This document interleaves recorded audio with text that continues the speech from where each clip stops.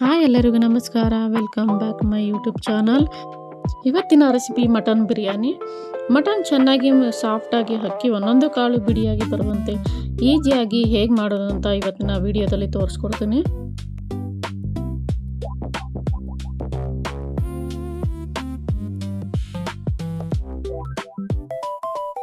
Mutton ಚೆನ್ನಾಗಿ ತೊಳೆದು ಒಂದು ಕುಕ್ಕರ್ಗೆ ಹಾಕೊಳ್ತಾ ಇದ್ದೀನಿ.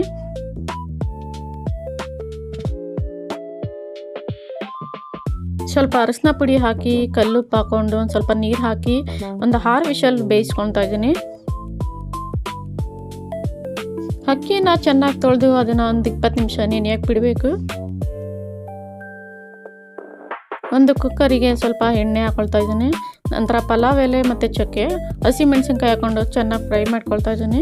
ನಂತರ ಈರುಳ್ಳಿ ಸಣ್ಣದಾಗಿ ಹಚ್ಕೊಂಡಿರೋಂಥ ಈರುಳ್ಳಿ ಹಾಕ್ಕೊಂಡು ಚೆನ್ನಾಗಿ ಫ್ರೈ ಮಾಡ್ಕೊಳ್ತಾ ಇದ್ದೀನಿ.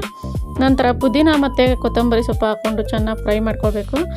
1 ಸ್ಪೂನ್ ಶುಂಠಿ ಬೆಳ್ಳುಳ್ಳಿ ಪೇಸ್ಟ್ ಹಾಕ್ಕೊಂಡು ಚೆನ್ನಾಗಿ ಫ್ರೈ ಮಾಡ್ಕೊಳ್ತಾ ಇದ್ದೀನಿ. ಬೇಯಿಸಿರುವಂಥ ಮಟನ್ ಹಾಕಿ ಚೆನ್ನಾಗಿ ಫ್ರೈ ಮಾಡ್ಕೊಳ್ತಾ ಇದ್ದೀನಿ.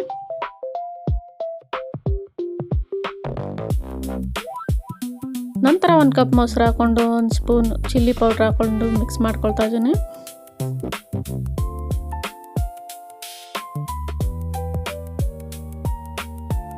ನಂತರ ಅದಕ್ಕೆ ಅಕ್ಕಿ ಆ್ಯಡ್ ಮಾಡ್ತಾ ಇದ್ದೀನಿ.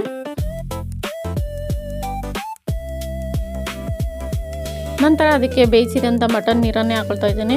ನಾನು 2 ಪಾವ್ ಅಕ್ಕಿಗೆ 3 ಲೋಟ ನೀರು ಹಾಕೊಳ್ತಾ ಇದ್ದೀನಿ.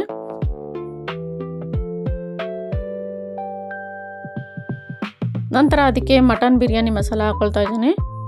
ಸ್ವಲ್ಪ ನಿಂಬೆಹಣ್ಣು ಹಾಕ್ತಾ ಇದ್ದೀನಿ. ಮಟನ್ ಬಿರಿಯಾನಿ ರೆಡಿಯಾಗಿದೆ. ನೀವು ಕೂಡ ಟ್ರೈ ಮಾಡಿ.